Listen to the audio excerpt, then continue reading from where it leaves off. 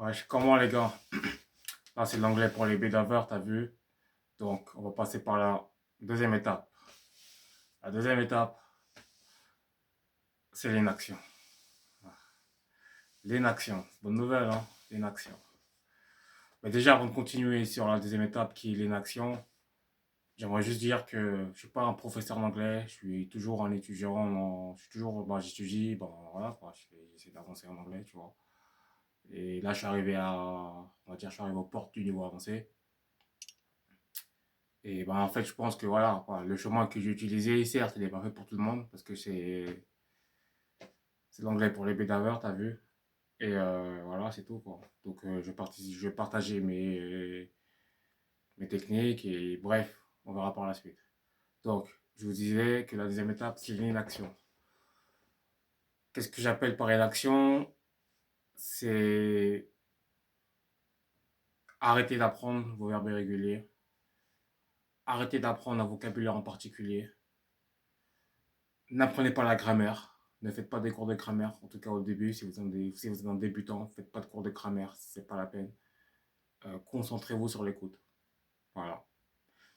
Vous n'allez pas avoir un niveau avancé avec l'écoute, hein, parce que tu as besoin de parler, hein, tu as besoin de t'exercer pour au moins, tu vois, capturer la prononciation, tu vois. Donc, mais en tout cas, au début, c'est ça, tu vois. Au début, c'est ça. Il faudra vous concentrer sur l'écoute et les actions. Donc, si vous êtes du genre à apprendre les verbes irréguliers, si vous êtes du genre, je sais pas moi, tu vois, évitez.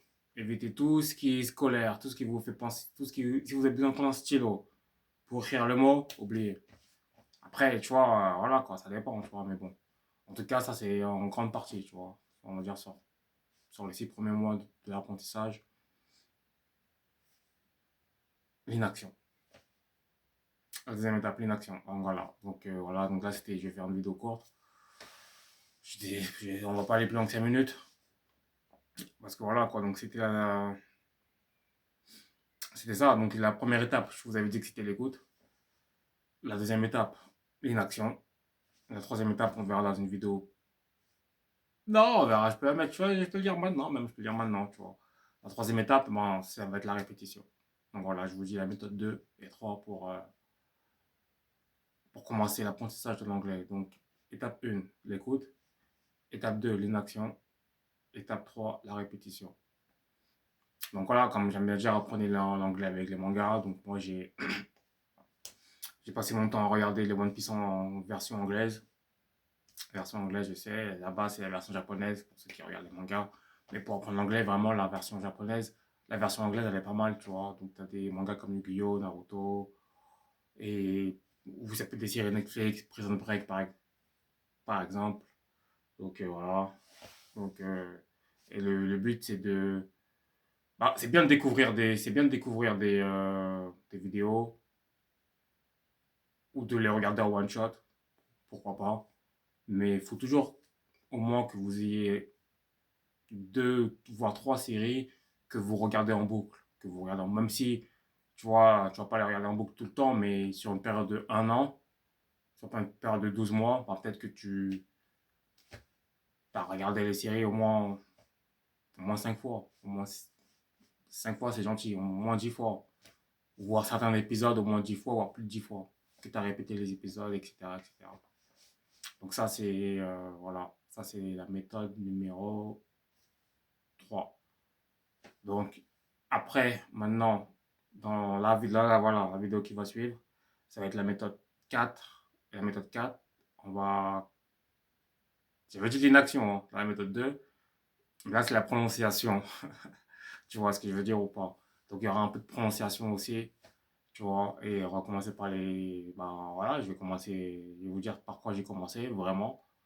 Et voilà, et après, voilà, si vous avez plus de 25 ans, c'est là que vous commencez à apprendre, bah écoutez, il ne faudra pas trop être focus sur votre accent au début.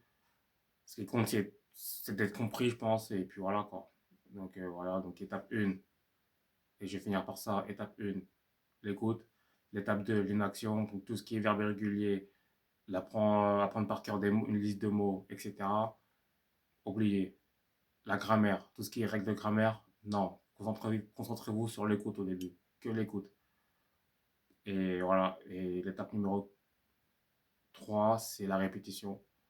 La répétition et la répétition. Donc voilà, ça va être de choisir un podcast ou, un épisode d'un film ou d'un manga, n'importe quoi, et vous le répétez en boucle, vous le répétez en boucle, tu vois.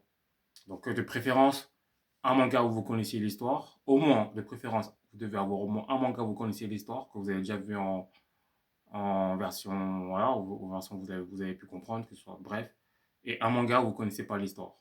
Vous commencez par, au moins par ces deux-là, un manga où vous ne connaissez pas l'histoire, et vous allez essayer de découvrir l'histoire au fur et à mesure. Au fur et à mesure, c'est ce que j'ai fait par exemple avec Yu-Gi-Oh! Parce que moi, Yu-Gi-Oh! J'avais jamais regardé quand j'étais un adolescent.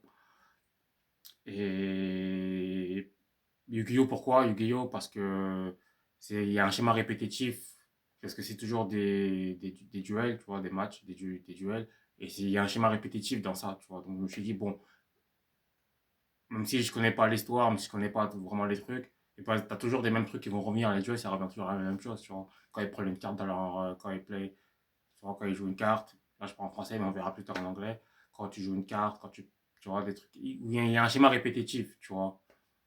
Tu vois. Ou même des fois, tu as des personnages qui vont utiliser plusieurs fois la même carte dans une saison. Donc ça fait que progressivement, tu apprends quoi elle sert la carte, etc. Tu vois. Voilà, donc un manga, vous connaissez l'histoire. Un manga ou une série, vous connaissez pas l'histoire. Et ces deux-là, c'est des séries que même dans 3 ans, parce que l'apprentissage de l'anglais, c'est long, hein, donc ça veut dire que même dans 3 ans, vous devez être encore sur ces séries-là. Tu vois, donc c'est vraiment le début là, il est vraiment très important parce que même les séries que vous allez prendre, que vous allez prendre, eh ben c'est des trucs qui vont vous durer au moins sur 3 4 5 ans d'apprentissage. Donc choisissez vraiment les trucs que vous aimez quoi. Bon allez, on s'arrête pas, je m'arrête ici. La prochaine vidéo, je pense que ça va être l'étape numéro 4. Et cette étape, elle est vraiment importante parce que c'est pour la prononciation. Allez, tard plus.